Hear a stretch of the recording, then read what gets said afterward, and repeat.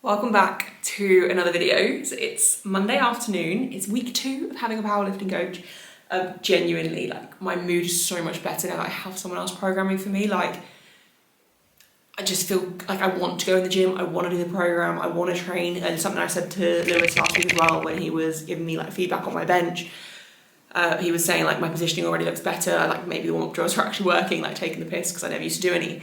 And I was like, to be honest, I think genuinely, just because I know you're going to be analysing my videos, I'm just trying harder on everything to get it right, which obviously is the accountability factor, which can't be understated. But yeah, I'm definitely the right time for me to hire someone. And like, I'm so proud of how far I got on my own.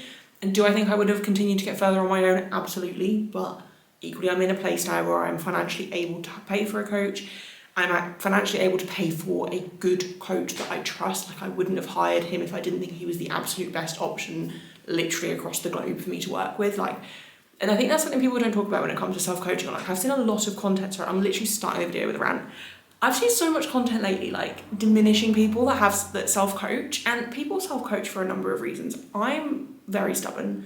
Like, literally, Lewis's main concern, I think, when starting with me, because he knows me, was, am I even going to be coachable? Like, I'm very stubborn. I don't think I've got the most coachable personality. Like, I do now, and I'm actively working really hard to be coachable, but some people just don't mesh well with that, and that's totally fine. But also, no one talks about the financial reasons. So the reason I self-coached at the start of my journey is because I was a full-time personal trainer and I wasn't earning tons of money. I lived at home, but I am saving money obsessed, and especially when I was younger. So like, when I used to budget when I was younger, I would literally budget myself like £40-50 for an entire month of spending money. And that includes any meals out, nights out, treats for myself, anything. Like, I didn't want to spend the money on a powerlifting coach back then. And it's one of those things where, like, I was obviously learning as a personal trainer as well. Like, I wanted to make personal training like my niche within that realm, and that coaching realm, powerlifting. So who better to learn on than myself and my friends, right? And that's what I did. And that's where so much of my knowledge came from, and what pushed me to continue to learn was that I was coaching myself and I had these really high goals. So if I wanted to get there, I had to learn. So there was also that element. But like, people need to stop saying people are self-coached, because there are some very successful lifters that are self-coached. Like, the first person that comes to mind whenever I see this stuff is like Christian from GB, under 93 lifter. Literally came 4th at Worlds. I think he pulled for podium this year. Like, Christian's a fantastic lifter. I'm pretty sure he's been self-coached, I think, the whole time he's powerlifted. And there are other examples that are really good, like lifters that are self-coached. Like, some people it just works for, and everyone has different reasons as to whether or not they're going to hire a coach. And a lot of the time, I do think it's a financial thing. Like, if I wasn't in the position that I currently am financially, which I'm not rich, I'm very far from rich. Like, I am just like somewhat comfortable, and only just, if that makes sense. But like, if I couldn't afford a coach that was like the price range I'm looking at for the level of knowledge that I need for me to be able to trust a coach, that's not cheap. Like, I'm not going to hire a coach because there's coaches that all different price ranges, right? There's coaches that are 50, 60, 70, 80 pounds a month. None of those have more knowledge than me, at least as far as I can see, unless there's someone that's just absolutely undercharging for their service. Like, if I was going to hire someone that knew more than me, that I could learn from, that I would fully trust to just take control, we're looking at an expensive coach. Which isn't why it took me so long to hire someone. Like, I genuinely enjoy doing it myself, but I just wanted to put this out there. This was literally not where the video was going to go, and we've literally just started on a rant. But it literally just popped in my head as I started talking. But like, there are so many different reasons for people to be self-coached. Like, there's nothing wrong with being self-coached if it works for you, and I think that's something people forget. Anyway, not where we were going to go. Absolutely not where we were going to go, actually. It is Monday. It is 5 p.m. I am going to week 2 of my new block. It's a 3-week kind of we're calling it a washout block.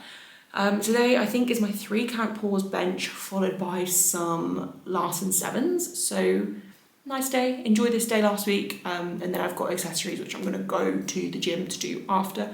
Yeah, I'm looking forward to this day. Body weight kind of sitting in the mid 87s, low 87s, which is about right. We start my cut next week, so this is the last week before my cut actually starts. We're going to start cutting back down closer to the 84 mark in prep for my then acute cut into British, so I'm definitely feeling ready for that.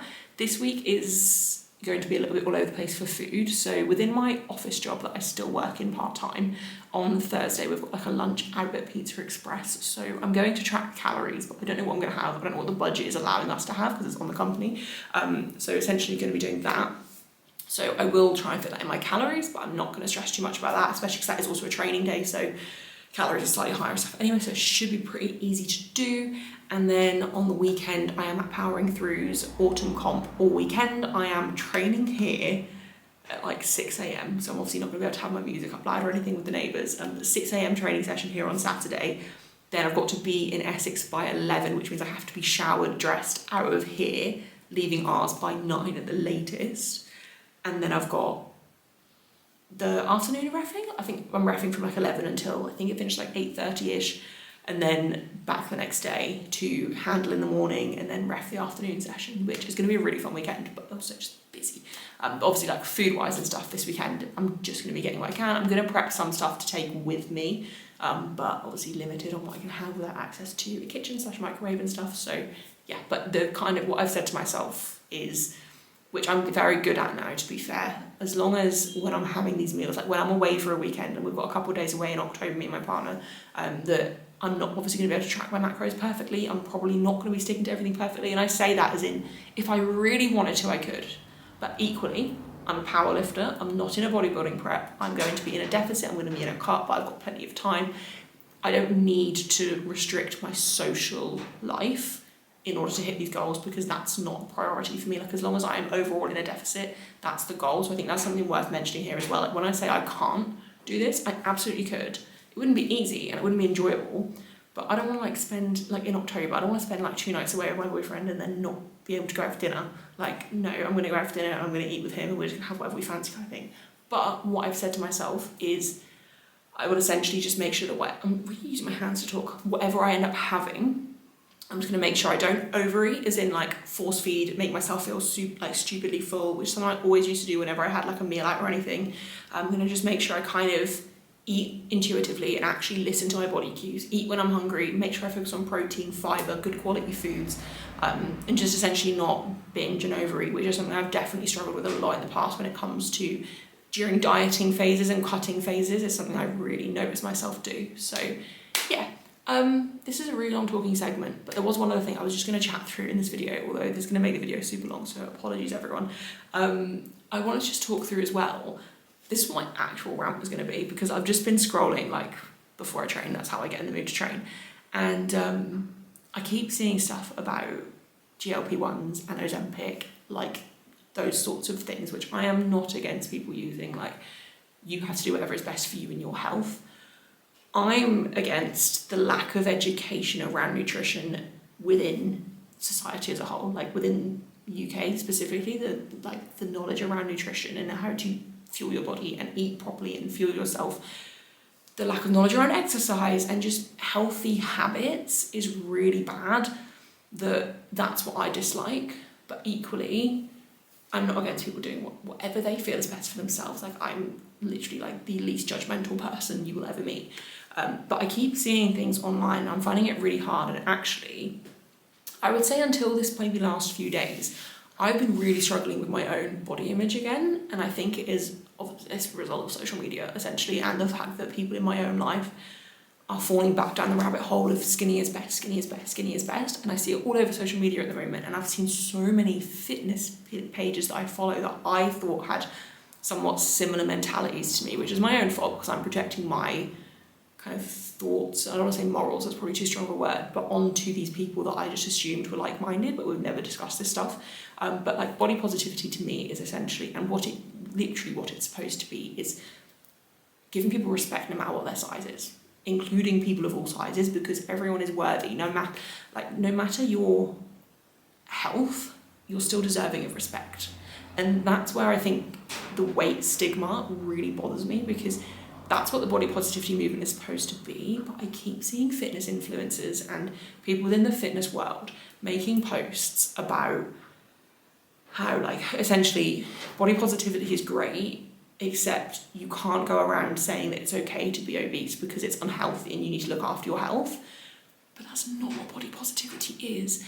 And you can't make these people, who a lot of the time have things outside of their control, like hormonal issues and stuff, you can't make them fit, even if it's not a hormonal issue, even if it's some kind of food addiction or just the lifestyle they've been brought up with, the way they've been raised, you can't judge someone for that, because that's like, it's literally not your business, right? Like, it's literally none of our business. It's none of my business what other people's food habits are and how they look after themselves. And I would love for everyone to love exercise and eat well and enjoy eating well and fueling their bodies. And I think for me, I would love for people to just see how well they can feel in their everyday life if they kind of get these things under control.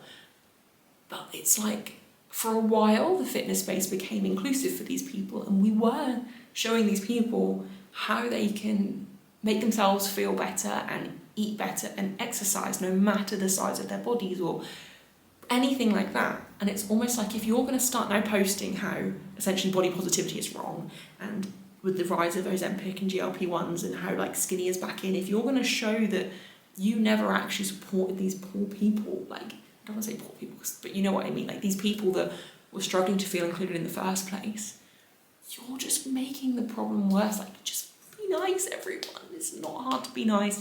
This was, I don't know where this rant was even going to go. Like, I see stuff in my head that I'm like, oh, I want to talk about that online because it's actually really important to me. And I never plan what I'm going to say, but essentially, like, our bodies aren't a trend. Our bodies are not a trend.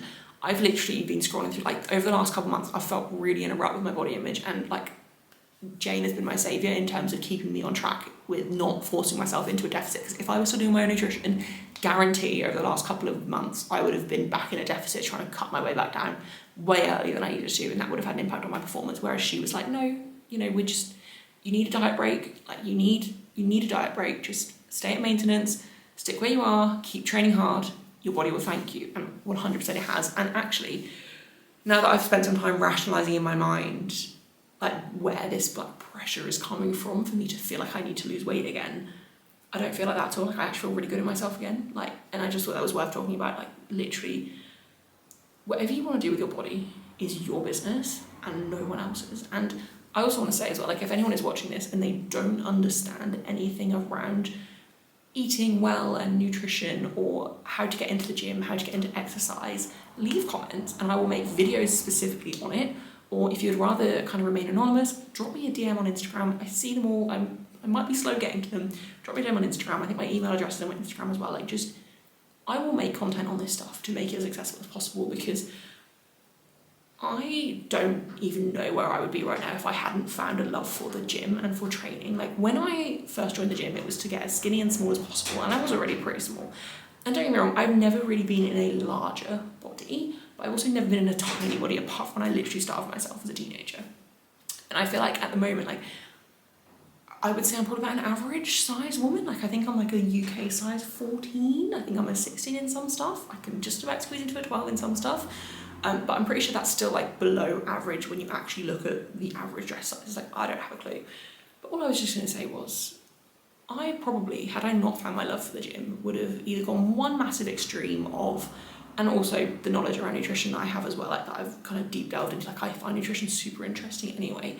But had I not spent the time working on all of this stuff and learning all of this stuff and learning to love this stuff when I was younger, I would either have gone one extreme of starving myself for most of my life, or the other extreme of really disordered overeating. Like, there was no in between for me when I was younger, and it's really only been the last few years that I've kind of learned to embrace the fact that this is the size my body's supposed to be, respect my body for what it can do, and actually nourish myself properly. And I still have times where that slips, which is kind of why I'm talking about this now, because over the last couple of months my confidence really dipped, and I think part of that was just this skinny being back in, which is the stupidest thing in the world. Like, no one cares what size you, like, it doesn't matter what size you are. Just live your life. Literally just live your life. But yeah, anyway, that was my rant.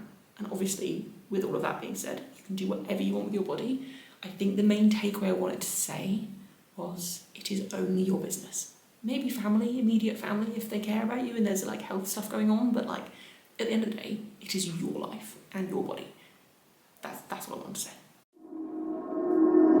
We head for the sky, it's alright. Our wings wouldn't fly, it's alright. If we are crashing down again, pieces of love, it's alright. Scattered in mud, it's alright. You're giving me a lie again. And tell me what you want. This time I won't take it to the heart, 'cause I know we won't make it out. I've heard it all before. Yeah, tell me what you want, let me hear that I'm the only one. You know that we won't make it out. We've heard it all before. It's alright. It's alright. It's alright. Okay, so bench session done. Now I'm gonna head to pump to do my accessories. I felt so strong on bench today. Last week, week one of the block, I definitely sandbagged a little bit, like knowing that it's kind of a washout block, we're just trying to focus on recovery, get me feeling good again, strip back a lot of the fatigue I've built up and just like mentally bring me back into focus. I definitely undershot a lot and like sandbagged last week. So I was adamant that this week I wasn't going to, and also last week I didn't want to overshoot on my first week of working with a coach because that would annoy me. And I didn't want to live up to expectations. This week, obviously I want to make sure I hit RPs a little bit better, but to be perfectly honest, I still think they were kind of an undershoot. Definitely my triple and my single, my 3-count triple and then my 3-count single. But I was very conscious of the fact that I wanted to actually hit the 3-count and not like skimp on it if I went up by 5 kilos on last week. So I just went up on 2.5 by 2.5 on last week's loads, but the RP kind of felt about the same, but my positioning felt really solid. Then ascending last and sevens, I knew I needed to start heavier than I did last week. So last week I started at 70 and it was like stupidly easy. So I started at 72 and it just felt so much easier this week anyway. Like I feel a lot stronger on bench this week. So essentially I ended up going up in 5 kilos at a time and ended at 87.5, which I wasn't sure if I was going to go above 85 for that final set. I was wondering if I was going to do 82 then 85. But 82 for 7, which I didn't actually feel, felt incredibly strong. So I was like, I'm going to go 87. And I definitely felt like 87 felt heavier generally, or it was, but like, you know what I mean? And yeah, so as I did it though, I don't know that the pauses were as good as I wanted them to be, but they're not supposed to be like any specific pause, like they're just supposed to not be obviously touch and go rushed. But actually, I very quickly watched it back. I'm not upset about the execution. Like I said to Lewis last week, I have a really bad habit of just being lazy with anything that I consider light. And for me at this point, anything below like 95-ish, I feel really lazy on. And last time I would say anything below about 90. So I tried to just get my positioning as right as I could. I do think training, so I've got a like a one piece on, but obviously it's like sports bra on the top. So I've got my skin out, which means I'm sticking to the bench a bit more. So I think that's probably why it also feels pretty good today, just because there was literally no slipping at all. But my hands did slide open on that final set of 7 though, to be fair, because as you can probably tell, I'm quite sweaty. But no, really happy with that bench session, feeling strong, hoping that we're really on something with bench here, because I would love to just PB again at British. I've definitely got a lot of bench potential that is not tapped into yet, and I'm waiting for it to show, and I'm definitely like eager to keep the momentum that I've been getting with bench basically. So yeah, excited. Gonna go to the gym, do my upper accessories, and then I will check in with you guys for tomorrow's session, which will be, this whole video will just be today and tomorrow's session, I reckon. And then yeah, tomorrow we've got high bar squats and then conventional deadlift and some accessories after. Okay, so it is Tuesday evening, it's 6:25. I have been such a stress head today. I've had so many things on my mind that I need to do, which pretty much none of have been urgent, but I'll explain in a sec. So I'm only now about to start training. I've got squats, deadlifts, RDLs, and then I've got to go to the gym, do leg press, hamstring curls. I think weighted planks today as well. And we're doing cardio today as well, trying to get that in every time I go to the commercial gym, at least 10 minutes on the cross trainer. Would like to do some mobility as well, but we'll see how I'm feeling time-wise. To be honest, I think just doing the cardio is enough for my body to feel quite a lot better anyway. But yeah, so I've just been such a stress head today, and I'm annoyed with myself for it because there's no reason for me to be this stressy. So I had my nails done today, which I actually think is why I've been stressed today, because my appointment was at 3, which is perfect timing for me. Always can get pretty much all of my important work done by 3, but I really want to get some stuff done around the house today as well, which basically we go through this cycle of where everything gets on top of us. We end up not having time to clean the house properly. Like, especially with Zuko, his fur is really starting to like mold and shed now. So it's like the house quickly gets full of dog hair. It needs to be hoovered like every few days. And as soon as it's not been done, I'm like, oh my God, I'm living in mess. I feel so stressed. And obviously like that can impact your stress levels. So basically I've been thinking of all these things I want to do today. We've still made zero progress on actually like doing up the house as well. Like there's so many things I want to be doing that I'm just not, because of time as well. Like very fair. Like once I start, I need to commit. But yeah, and this today, it's just been really bugging me, which this doesn't happen every few weeks. I have a day like this. And because I had to get my nails done as well, I was like, I can't start anything today. Also have to do a food shop, which I hate doing the food shop. I think I'm going to start just getting it delivered because I can't express, like I don't mind doing the food shop, but it's just there's never a convenient time. Because if I go at the weekend, it's packed. So if I go late at night, it's empty, but I end up going to bed later, we have to walk the dog, training, everything else, like it's just not convenient. So I think I might try getting a delivery for next week and just see how we go. But yeah, so it's been a bit stressy today, but it's all good. Like to be fair, it's been a good day. I've been quite stressy. But yeah, got my nails done and actually really enjoyed just sitting there chatting, and I needed that. Don't think there's any other major updates from today. No, just need to crack on, get the session done. I spoke loads in yesterday's video, or like clips, so I'm not going to do that to you guys and make this video stupidly long. Yeah, I'll just train. I will recap anything that I think is important. I think it's high bar squats, 2 triples, 1 like ascending RPE triples, and then back off 7s, I think. I'm not even sure. I'm just gonna do one step at a time. Also feeling very tired again today. Like even this morning, like my brain just wouldn't shut off. Like normally, like the last week or two, I've been really struggling to get up when the alarm goes off at 7. I set an alarm like 15 minutes before we have to get up to like allow myself to snooze a little bit or feel like I've snoozed. And then I get up when the second alarm goes off, and the second alarm I've just been like sound asleep for like a couple of weeks now. This has been happening. And this morning I was awake like an hour and a half before the alarm, and I just couldn't get back to sleep because all these things were running through my head that I wanted to get done. So yeah, we go through phases like this, but it's all fine. But no, it's been a good day. I just need to get this stuff done. It's alright. It's alright, so let's move on. It's alright, so let's move on. It's alright, so let's move on. It's alright, so let's move on. It's alright, so let's move on. It's alright, so let's move on. It's alright, so let's move on. It's alright, so let's move on. We head for the sky, it's alright. Our wings wouldn't fly, it's alright. If we are crashing down again, pieces of love, it's alright. Scattered in mud, it's alright. You're giving me a lie again. And tell me what you want, this time I won't take it to the heart. Cause I know we won't make it out, I've heard it all before. Yeah, tell me what you want, let me hear that I'm the only one. You know that we won't make it out, we've heard it all before. It's alright. Hey, it's alright. Hey, it's alright.